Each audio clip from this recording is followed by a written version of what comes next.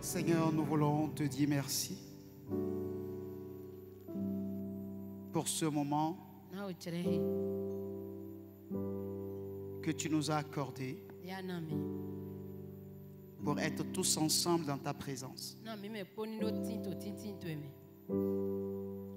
Nous voulons te confier ta parole et tout ce que nous aurons à faire à partir de cet instant,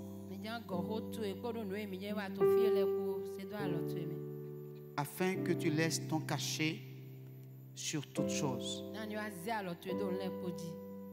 Nous voulons ce matin que tu parles à nos cœurs et que le Saint-Esprit nous amène à prendre des décisions et des bonnes décisions. Nous voulons que par ta parole, tu ouvres les yeux de nos cœurs, mais également que ce matin, tous ceux qui portent un fardeau dans leur cœur soient déchargés. Que ceux qui portent le gemme d'une maladie soient guéris. Que ceux qui attendent de toi un miracle, la réponse à une prière, puissent l'obtenir. Que nous diminuions et que Père, toi, tu croisses. Ne nous laisse pas quitter ce lieu tel que nous sommes venus. Guide-nous et conduis-nous pour ta gloire. Au nom de Jésus, nous avons prié. Amen. Nous pouvons nous asseoir dans sa présence. Je salue chacun de vous pour votre présence ici ce matin. Et je bénis le Seigneur qui nous a donné le privilège de nous retrouver ensemble pour honorer et glorifier son nom. Alléluia. Amen. Alors ce matin, comme vous le savez, c'est le dernier dimanche du mois. Et d'habitude, nous faisons la Sainte Seine. Et donc, le message sera accentué sur la table du Seigneur. Alors, bien aimé, toute la fois que Dieu nous donne l'occasion de nous présenter à la table du Seigneur, il est normal que nous puissions comprendre pour quelles raisons le Seigneur a institué la Sainte Seine.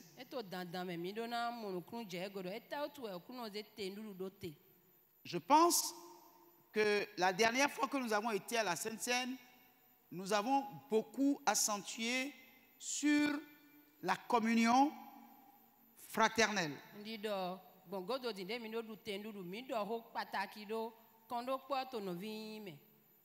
L'objectif du Seigneur est que tous ceux qui s'assemblent en son nom doivent se reconnaître comme étant membres à part entière de son corps.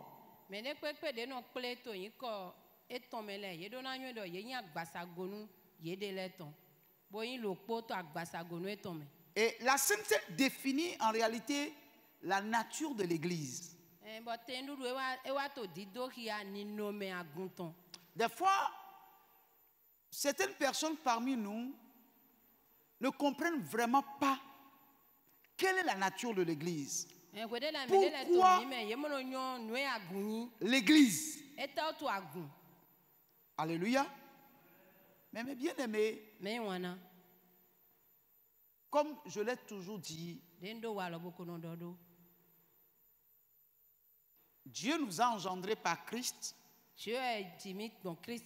pour que nous puissions appartenir à une famille. Et le seul endroit, le seul cadre pour un enfant de grandir et de recevoir une bonne éducation,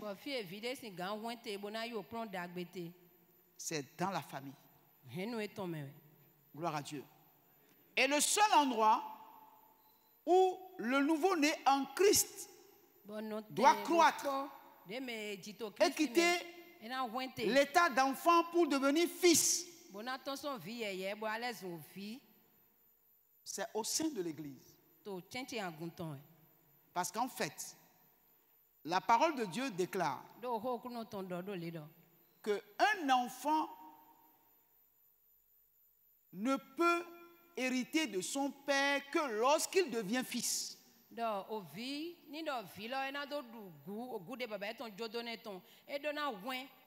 Parce que en demeurant enfant, il ne peut pas apprécier à sa juste valeur l'héritage du père. Et c'est pourquoi il a besoin de rester dans une famille pour recevoir toute l'éducation et toute l'instruction nécessaire pour comprendre la valeur de l'héritage que son père veut lui léguer.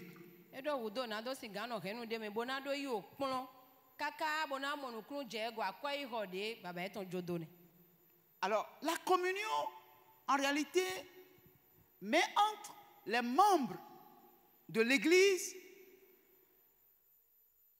cette communion qui les amène à comprendre que personne n'est au-dessus de l'autre, mais que nous sommes tous membres du corps du Seigneur et le Seigneur nous regarde comme étant des gens qui sont égaux.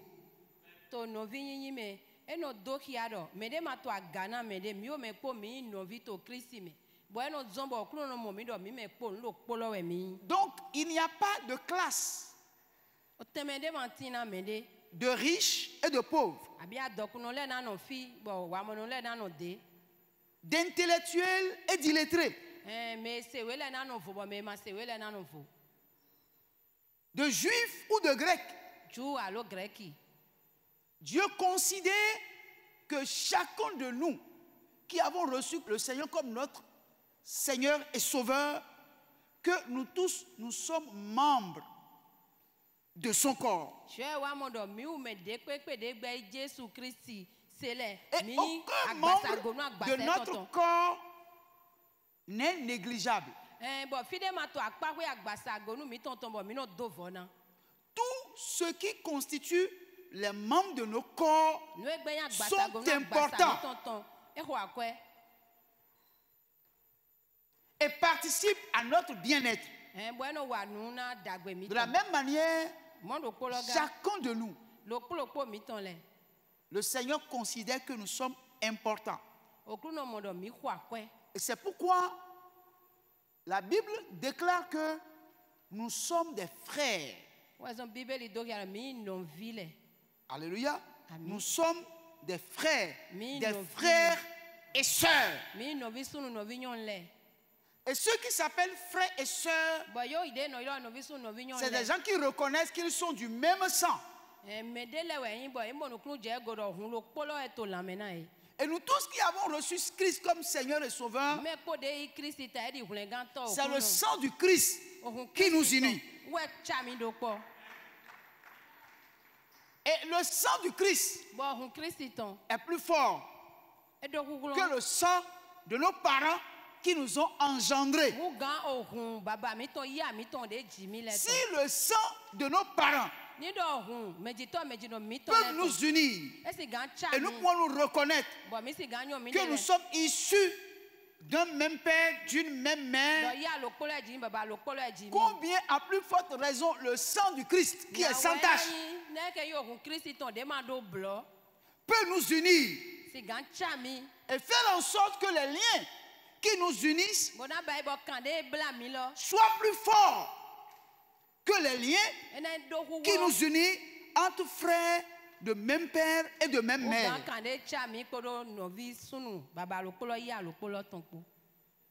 C'est ce que nous devons comprendre. Et c'est ce que le Seigneur veut. Que nous soyons ensemble dans une même communion, dans une même fraternité. Et tout à l'heure, au travers des Écritures, nous allons saisir l'importance de la Sainte Seine nous comprendrons ce que la Sainte Seine symbolise pour l'unité au sein de l'Église de Jésus-Christ. Alléluia. Amen. Alléluia. Alors, bien aimé, donc la Sainte Seine symbolise simplement l'égalité entre les chrétiens. Gloire à Dieu. Avant l'Église anglicane, lorsqu'ils veulent faire la Sainte Seine, ils mettent la table au milieu de la salle. Et se mettent tous autour de la table. Le pasteur, les diacres, les anciens se mettent autour et tous les membres de l'église se mettent autour de la table. Pour signifier qu'il n'y a pas de grands et de petits, mais nous sommes tous égaux et nous participons à la même table.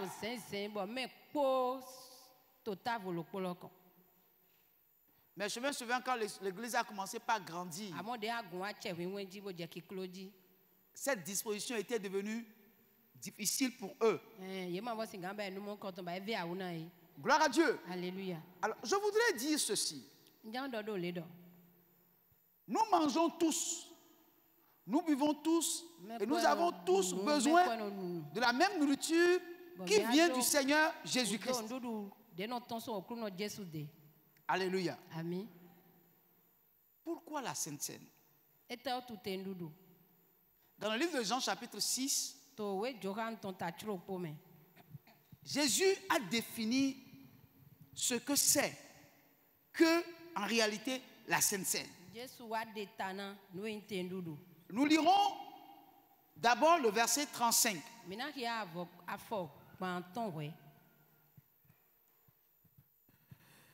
Jésus leur dit, je suis le pain de vie. Celui qui vient à moi n'aura jamais faim, et celui qui croit en moi n'aura jamais soif. Gloire à Dieu. Alléluia. Jésus dit à la foule qui était devant lui que c'est lui le pain de vie. Que celui qui vient à lui n'aura jamais faim. Et celui qui croit en lui n'aura jamais soif. Gloire à Dieu. Donc Jésus symbolise le pain de vie. Alléluia. Amen. Le pain de vie. Mais du verset 48 au verset 51, écoutez, plus encore la profondeur de ce qu'il voulait dire. Je suis le pain de vie. Vos pères ont mangé la manne dans le désert et ils sont morts. C'est ici le pain qui descend du ciel, afin que celui qui en mange ne meure point. Je suis le pain vivant qui est descendu du ciel. Si quelqu'un mange de ce pain, il vivra éternellement. Et le pain que je donnerai, c'est ma chair que je donnerai pour la vie du monde. Alléluia. Amen. Jésus dit, il confirme au verset 48, je suis le pain de vie. Gloire à Dieu. Alléluia. Donc si quelqu'un veut vivre,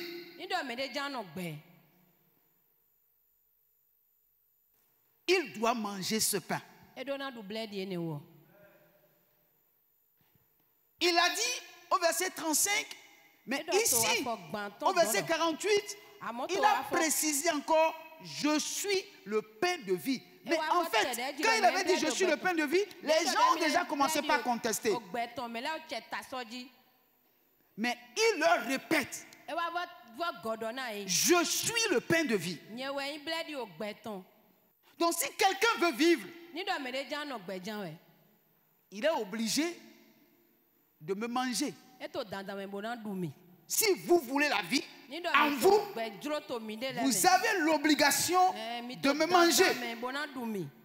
Et il leur a dit, parce qu'il se trouvait devant les enfants d'Israël, dont les pères ont fait l'expérience de la manne dans le désert. Et l'histoire de la manne, nous la connaissons. Pendant 40 ans dans le désert, Dieu les a nourris avec du pain descendu du ciel. Mais Jésus leur dit, vos pères ont mangé la manne dans le désert. Et ils sont morts. Ils sont morts. Mais pourtant la manne est descendue du ciel. Mais ils ont mangé la manne et ils sont morts. Mais il dit, c'est ici le pain qui est descendu du ciel, afin que celui qui en mange ne meure point.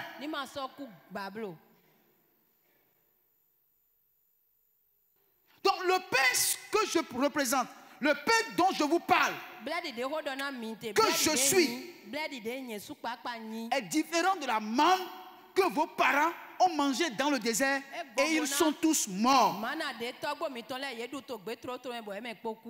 moi je suis le pain descendu du ciel.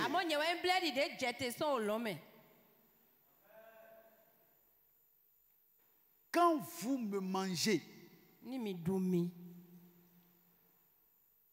la mort n'aura plus de pouvoir sur vous parce que vous ne mourrez point. Vous ne mourrez point. Bien-aimés frères,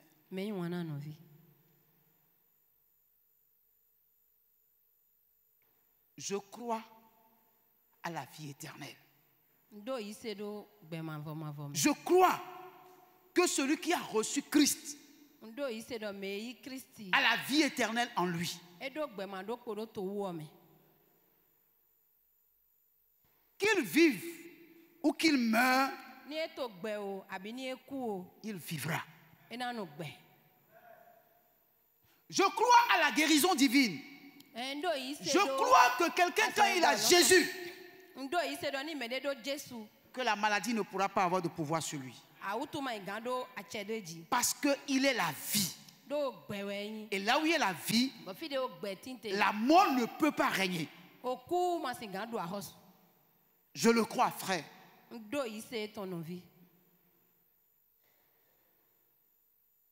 Il précise, je suis le pain vivant qui est descendu du ciel.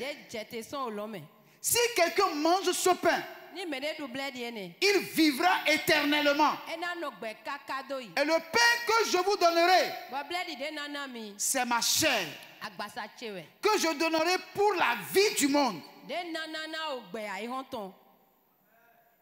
Bien-aimé, Jésus est clair. Il n'a pas hésité à dire qu'il est le pain de vie. Il a déclaré que quand quelqu'un le mange, il vivra éternellement. Et dit, le pain que je donnerai, c'est ma chair. La parole de Dieu est claire. On ne peut pas émettre de doute sur ce que le Seigneur lui-même a fait sortir de sa bouche. Alléluia. Amen. Et voici, au verset 53 à 56,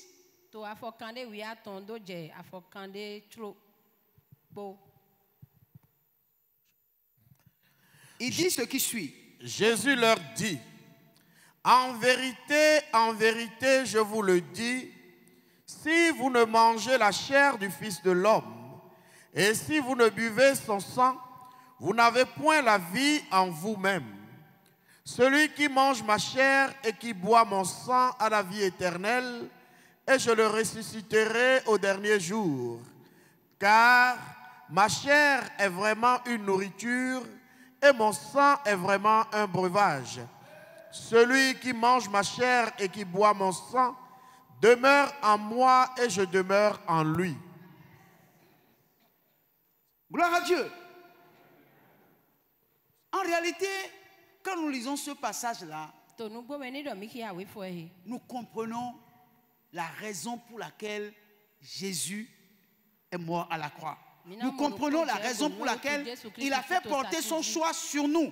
Car la Bible dit, si mon Père ne vous attire, vous ne pouvez venir à moi. Donc personne ne vient à Jésus, personne ne peut confesser Jésus si le Père ne l'attire à Jésus. Jésus va dire à ses apôtres,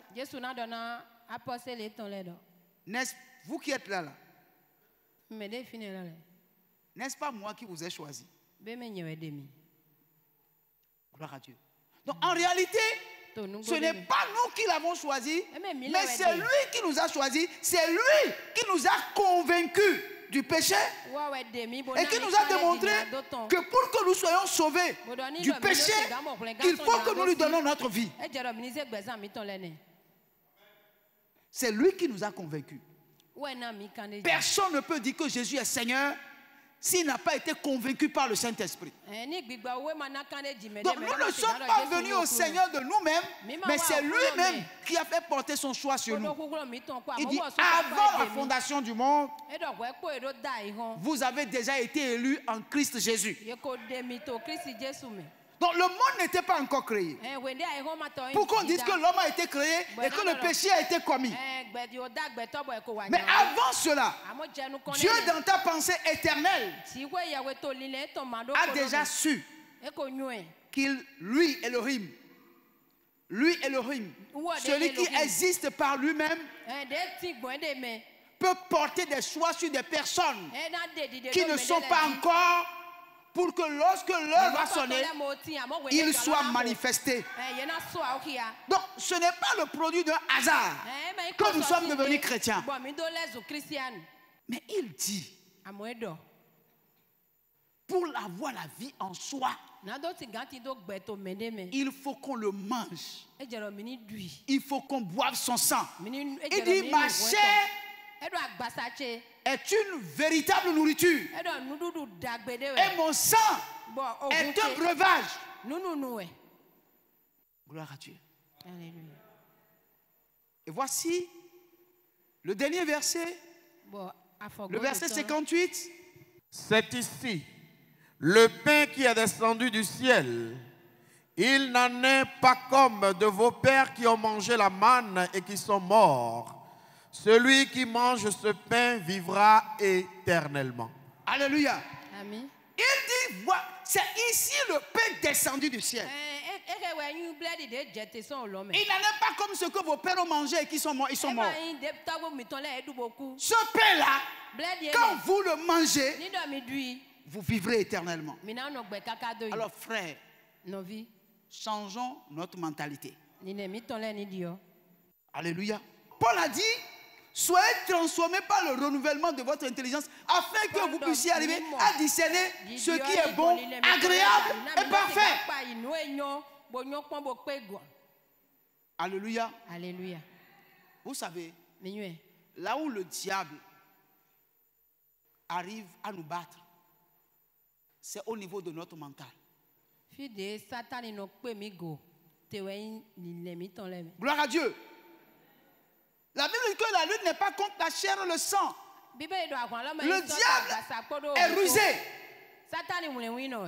Et il sait où il peut nous atteindre. Lorsque votre mental est atteint, le diable vous a eu. Mais si vous laissez le Saint-Esprit conquérir votre mental, si vous laissez votre mental au Saint-Esprit et qu'il laboure votre mental, s'il travaille votre mental, aucune situation ne peut vous dérouter, aucune situation ne peut vous sortir de la vérité. Aucune situation ne peut être au-dessus de vous.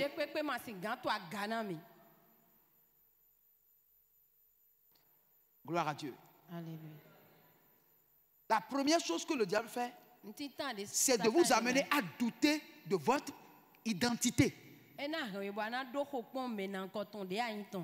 Quand il a rencontré Jésus après les 40 jours de jeûne, il lui a dit, si tu es le Fils de Dieu, gloire à Dieu. Si tu es le Fils de Dieu, il savait qu'il était dans une faiblesse et dans cette faiblesse-là, il pouvait l'attaquer et l'avoir. Mais le problème, c'est quoi? Celui en face de qui il se trouvait était le Dieu qu'il veut combattre. Et il lui dit, ce que tu dis là ne marche pas. Parce qu'il est aussi écrit dans la parole que l'homme ne vivra pas seulement du pain, mais également de toute parole qui sort de la bouche de Dieu. J'ai fait, c'est vrai. J'ai fait, c'est vrai. Mais en dehors de ce que tu me proposes, il y a autre chose qui peut me rassasier. L'homme ne vivra pas seulement du pain que tu me proposes, mais je vivrai aussi par la parole de Dieu. Gloire à Dieu.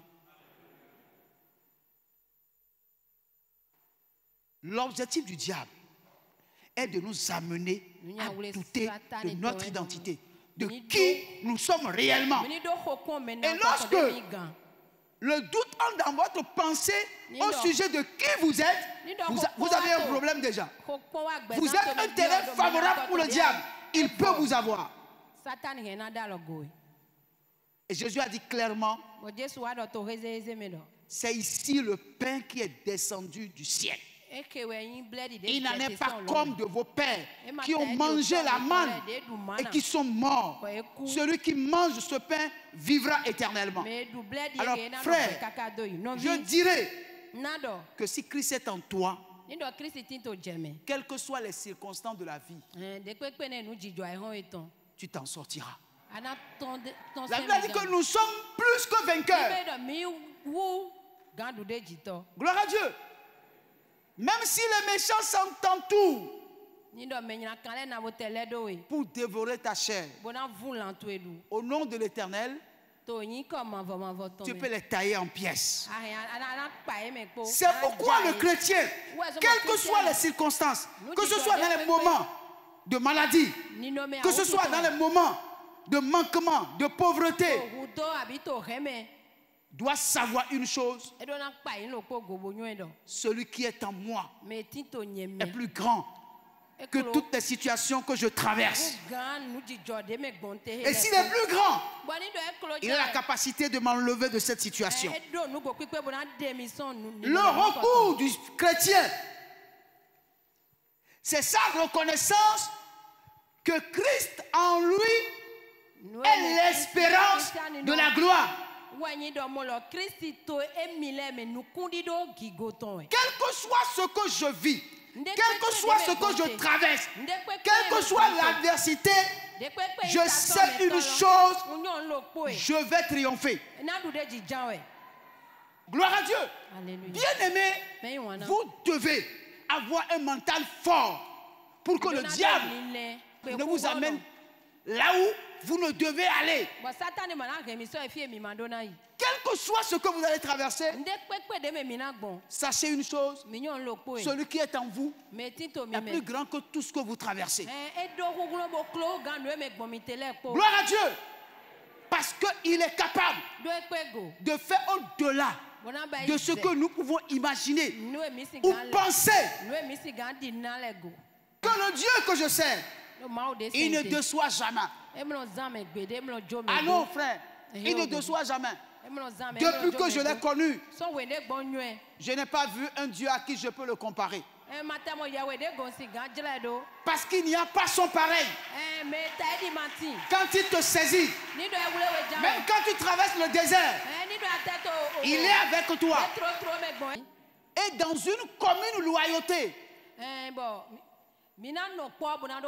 Donc, la Sainte Seine nous invite à être loyaux les uns vis-à-vis des autres, à être loyal. La loyauté. C'est le but de la Sainte Seine. Il faut que les yeux de nos cœurs s'ouvrent et que nous puissions comprendre le message que le Seigneur véhicule au travers de la Sainte Seine.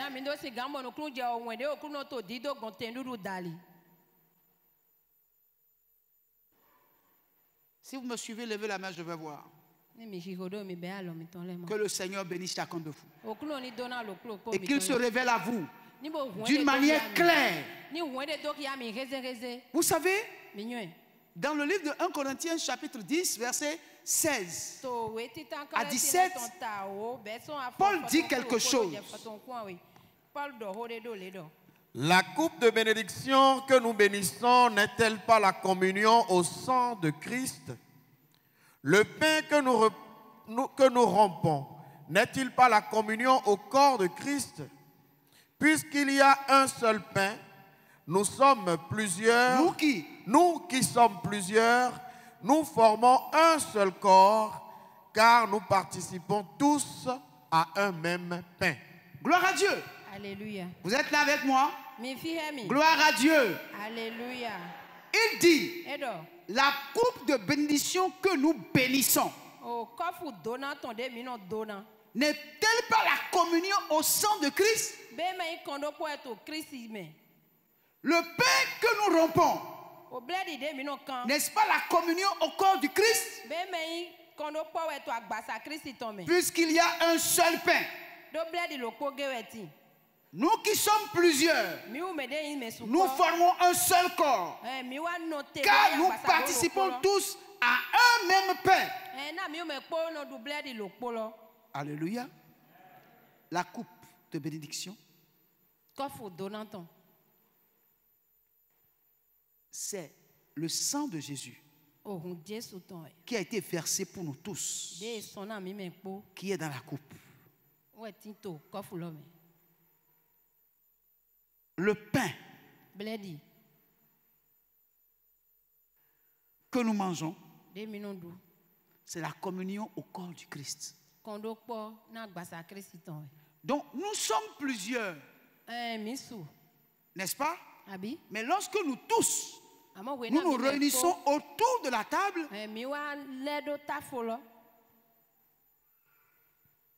le pain étant le corps du Christ, on dit le pain représente un seul corps. Lorsque nous tous, nous nous réunissons autour de la table, en prenant le pain, Dieu ne nous voit pas comme plusieurs, il nous voit comme un seul. Ça veut dire quoi? Il veut que nous cultivons la communion, la fraternité, la reconnaissance pour la raison pour laquelle Christ est mort. Christ n'est pas divisé. Christ est un et indivisible. Lorsque nous nous retrouvons, nous devons comprendre le message du Seigneur. Il veut que malgré que nous soyons plusieurs, que l'objectif qu'il veut atteindre au travers de nous, en nous sauvant, est que nous ayons une communion ensemble, que nous ayons une même pensée, que nous ayons un même objectif, que nous puissions nous accepter réciproquement et que nous soyons sincères les uns envers les autres, que nous nous acceptons sans chercher à changer l'autre. Car personne ne peut changer son prochain si ce n'est que Dieu qui peut amener un homme à devenir ce que lui il veut qu'il soit.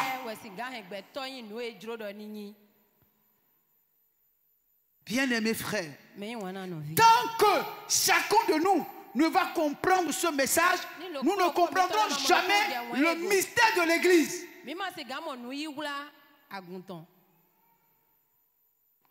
Mais il faut qu'un jour, ce pourquoi Christ a prié devient une réalité. Il a prié pour une église unie, une église indivisible, une église où on peut voir la fraternité, l'amour vrai, sans hypocrisie.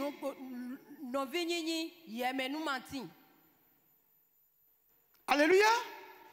Souvent, frère, lorsque après ces gens de réunion, nous quittons et nous rentrons dans nos différentes activités. Nous constatons que nous sommes plusieurs. Parce que chacun se bat pour subvenir à ses besoins. Gloire à Dieu. Quand nous rentrons dans la réalité de la vie, nous avons tendance à oublier cette unité, cette communion.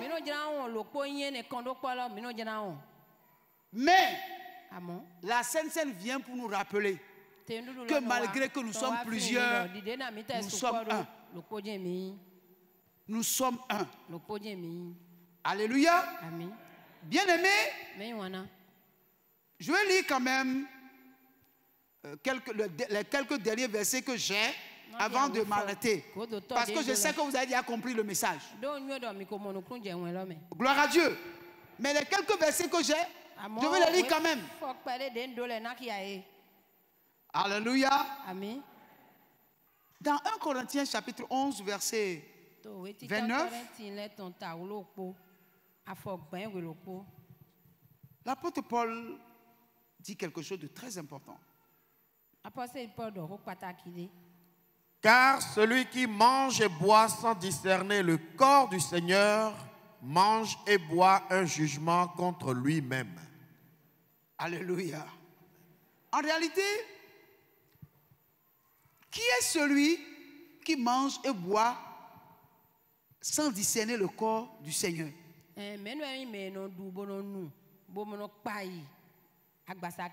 En fait, c'est celui qui n'a pas la compréhension du message que la Sainte Seine véhicule. Gloire à Dieu. Celui qui ne comprend pas que l'objectif de la Sainte Seine est que nous puissions tirer la leçon comme quoi, en réalité, tous ceux qui participent à la Sainte Seine avec moi, nous ne sommes pas différents l'un de l'autre. Nous sommes un entre nous. Alors, lorsque vous comprenez cela, quand vous comprenez bien cela, qu'est-ce que la Sainte Seine nous appelle à faire? La Sainte Seine nous appelle à libérer les frères et sœurs que nous avons mis en prison dans nos cœurs.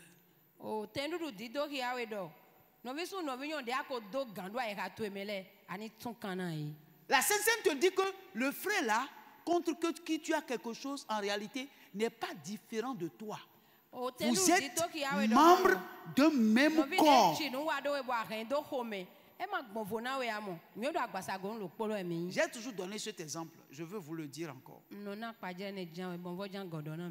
Lorsque quelque chose vous gratte au niveau de votre cuisse,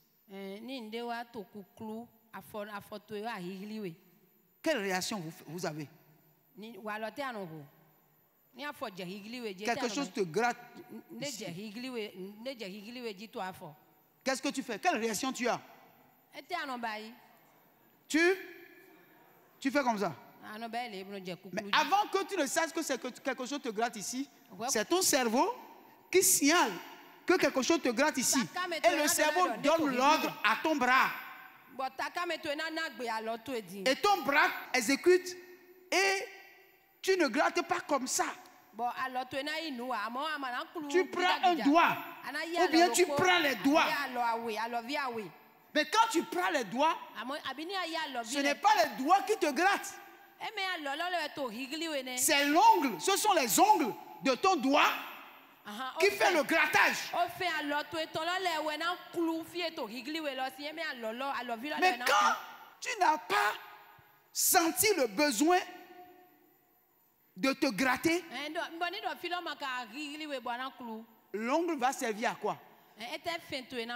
Hein? Ça servira à quelque chose? Et lorsque l'ongle ne sert à rien, c'est comme si l'ongle n'est pas utile. On est d'accord? Aussi petit que soit un membre du corps, aussi insignifiant soit-il, si Dieu l'a placé là pour que vous croisez et que vous mangez la même nourriture, tu dois savoir qu'il a son utilité dans ta vie.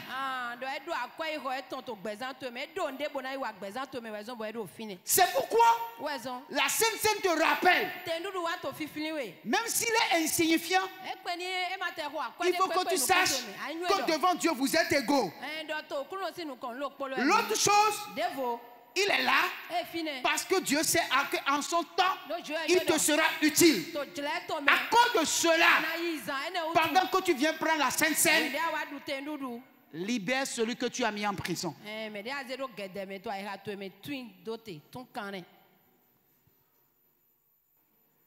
Je ne l'aime pas, ce frère.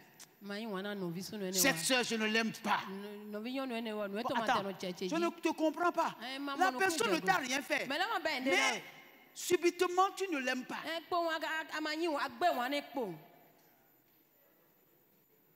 Et même si tu avais fait quelque chose, la Bible dit par jour, tu dois lui pardonner 470 fois. Par jour. 490 fois. Par jour. La même personne. Mais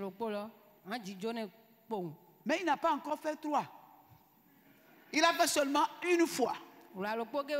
Et c'est fini, tu l'as mis en prison. Ceux-là, ce sont ceux-là qui prennent la Sainte Seine indignement.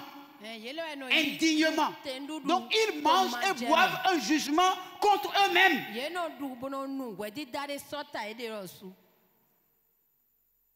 Parce que si tu avais commis un péché, quand tu confesses, Dieu te pardonne. Ou bien il va te pardonner. Donc le péché ne peut pas être un handicap pour toi pour que tu prennes la Sainte Seine. Parce que quand nous confessons nos péchés, il est fidèle et juste pour nous pardonner. Mais ce qui t'empêche de prendre la Sainte Seine, c'est lorsque tu refuses de libérer un frère que tu as mis en prison.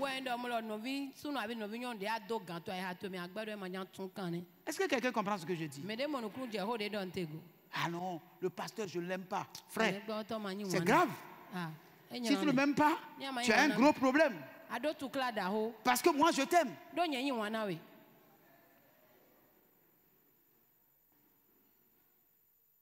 as un gros problème. Parce que mon devoir, c'est de t'aimer. Peut-être qu'on n'aura peut-être pas l'occasion de nous croiser, puisqu'on n'a même pas encore l'occasion de nous croiser. Mais cela ne veut pas dire que je ne t'aime pas. Tu ne m'as même pas encore croisé une seule fois pour savoir si je t'aime ou pas.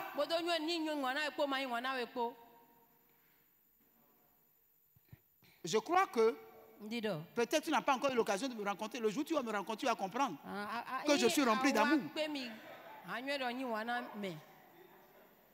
Gloire à Dieu. Alléluia. Gloire à Dieu. Ne voyez pas le pasteur derrière le pupitre pour dire, bon, le pasteur tel que je le vois là, il doit être égoïste. Non, je ne suis pas égoïste, frère.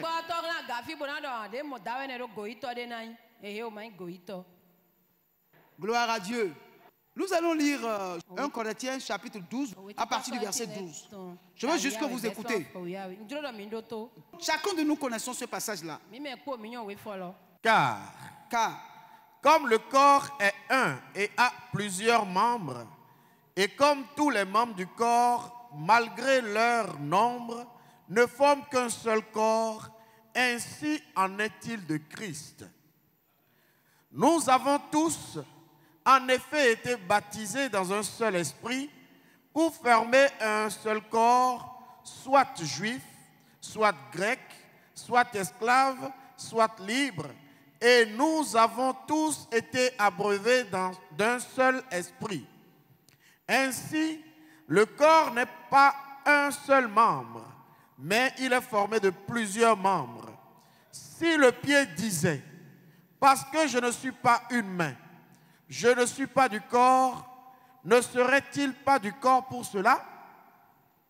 Et si l'oreille disait, parce que je ne suis pas un œil, je ne suis pas du corps, ne serait-elle pas du corps pour cela? Si tout le corps était œil, où serait l'ouïe? S'il était tout ouïe, où serait l'odorat? Maintenant, Dieu a placé chacun des membres dans le corps comme il a voulu. Si tous étaient un seul membre, où serait le corps? Maintenant donc, il y a plusieurs membres et un seul corps.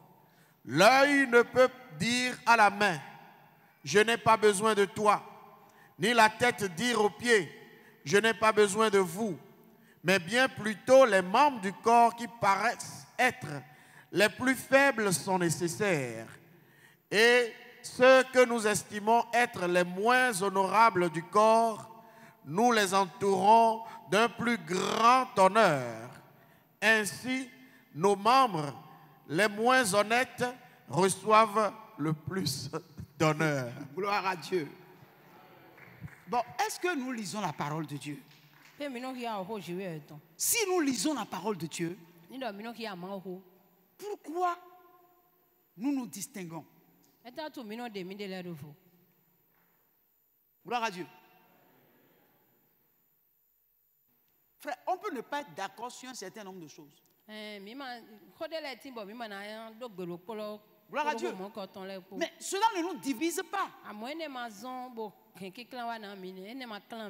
Ton frère peut être en avance dans une révélation que tu n'as pas encore. Et lorsqu'il parle de cette révélation, tu n'as pas encore cette révélation. Ça peut sembler quelque chose de faux.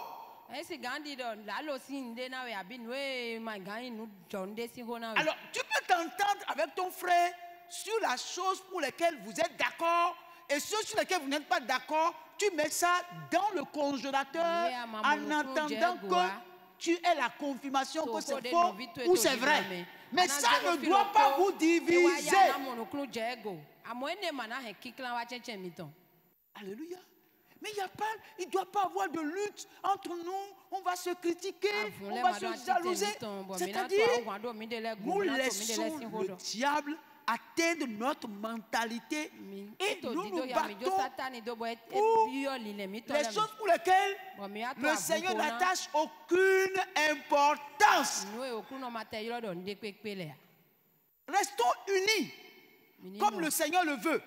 Et si certaines choses, nous ne sommes pas d'accord, nous attendons le moment du Seigneur que nous soyons chacun éclairés.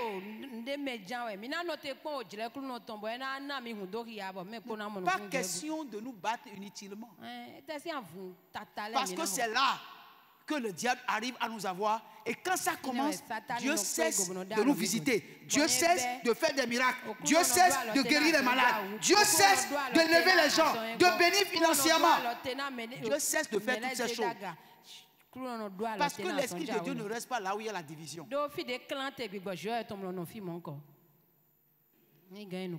Que chacun de nous travaille pour cette unité-là, à laquelle, toutes les fois que nous venons à la table du Seigneur, nous sommes conviés. Quand vous êtes avec Dieu, vous connaissez Dieu, vous marchez comme Dieu le veut. Mon frère, tu n'as peut-être pas besoin d'avoir de l'argent en réserve. Mais quand les gens te voient, ils vont dire que tu es riche. Parce que tu feras tout ce que les riches font. Mais sans jamais avoir l'argent quelque part. Ça, c'est un mystère. Gloire à Dieu. Alléluia. Oh frère, je suis en train d'entrer dans un autre sujet. Ça là, je mets ça en veilleuse. Une autre fois, on va venir là-dessus. Gloire à Dieu. Alléluia. Alléluia. Les chrétiens ne vivent pas. Dieu nous a donné la vie. Il nous a donné la vie, dit. Et il nous a donné la vie en abondance.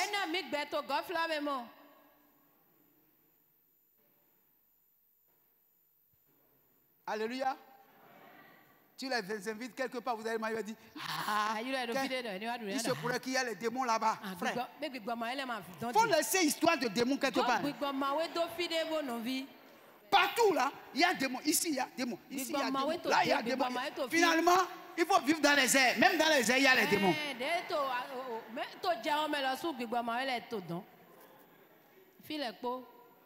Gloire à Dieu. Alléluia. Alléluia. Amen. Bien-aimé, c'est une chose extraordinaire lorsque vous venez dans la maison de Dieu. L'Esprit de Dieu vous parle. L'Esprit de Dieu vous touche. L'Esprit de Dieu ouvre vos yeux. Et vous comprenez où Dieu veut que vous alliez. Nous sommes membres les uns des autres. Gloire à Dieu. Alléluia. Gloire à Dieu. Alléluia. Tu es mon frère. Je suis ton frère. Tu es ma soeur. Je suis ton frère. C'est ça la communion fraternelle. C'est ça la communauté des saints. Et c'est pour ça que nous venons à la Sainte Seine. Alléluia. C'est vrai, nous demandons aux gens, si vous n'avez pas été baptisé d'eau, cela ne veut dire que vous n'êtes pas vraiment en Christ. De ne pas venir prendre la Sainte Seine. Gloire à Dieu. Alléluia. C'est une réalité. Mais ce n'est pas aussi une barrière. Ce n'est pas une barrière. Mais c'est une vérité. Mais comprenez que l'objectif de la Sainte Seine, c'est que le message que véhicule le Seigneur est que il est mort pour tous. Et nous n'avons pas le droit d'exclure qui que ce soit. Il y a des gens, quand ils voient les nouveaux venus, quand les nouveaux venus veulent servir le Seigneur, on veut leur barrer le chemin. Ici, c'est pas comme ça, il faut barrer le chemin. Frère, qui vous a établi juge?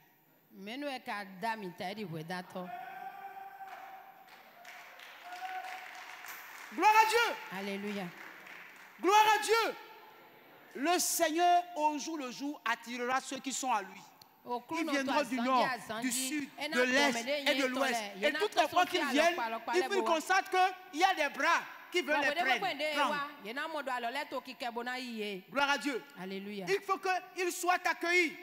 Ils constatent qu'il y a des gens qui les accueillent. Et dites-leur ce qu'il faut faire. Si vous ne leur dites pas ce qu'il faut faire, ils peuvent faire mal les choses. Mais il faut leur expliquer. Mais avec amour.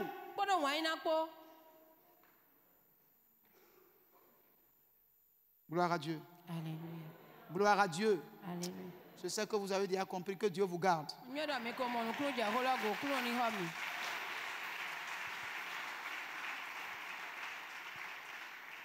Je voudrais que tu te lèves sur tes pieds et que tu dises un mot au Seigneur par rapport à ce que tu as compris. Et pendant que tu es là, si tu as mis en prison un frère ou une soeur, il faut faire un décret de grâce. Gloire à Dieu. Alléluia. Tu vas élever ta voix. Tu vas dire un mot au Seigneur. Ce n'est pas beaucoup de mots. Seigneur, j'ai compris ta parole. Aide-moi à pouvoir l'exécuter. Le Dieu de grâce et le Père de toute miséricorde est capable de rendre possible tout ce qui était impossible à cet instant. Il est celui qui t'élèvera, qui va te nettoyer pour te faire distinguer et te donner une place une table à la place des grands de cette nation. Il est capable de le faire. Tu cherches un homme que tu ne trouves pas, mais tu as trouvé Jésus qui est capable de t'introduire dans le milieu que tu veux te retrouver. Il le fait ce matin. Au nom de Jésus. Tous ceux qui sont assis sur tes droits, il les lève de tes droits. Il les enlève pour que ce qui est de ton droit puisse te revenir au nom de Jésus. Quand le moment sera venu, viens dans la maison du Seigneur pour rendre témoignage au nom de Jésus-Christ. Amen. Seigneur, nous bénissons le pain qui est le symbole de ton corps qui a été brisé pour nous. J'annule toute alliance humaine qui est si attachée, Seigneur, tu as dit ceci est mon corps qui est brisé pour vous. Prenez et mangez. Seigneur, nous y croyons que c'est ton corps et nous le sanctifions pour que ça serve à ce qui lui revient de droit. Seigneur, toute personne qui viendra manger ton pain, que ta vie lui soit communiquée. Au nom de Jésus. Je prie pour le vin qui est le symbole de ton sang. Seigneur, qu'il soit sanctifié. Que toute alliance humaine qui s'y est attachée soit brisée. Car tu as dit que ton sang est un breuvage. Que celui qui boit ton sang aura la vie en lui. Que ce vin soit sanctifié et soit véritablement le symbole de ton sang et accomplis tout ce de miracles dans la vie de tous ceux qui s'y approcheront. Fais-le pour ta gloire. Au nom de Jésus, j'ai prié. Amen. Nous pouvons venir à la table du Seigneur.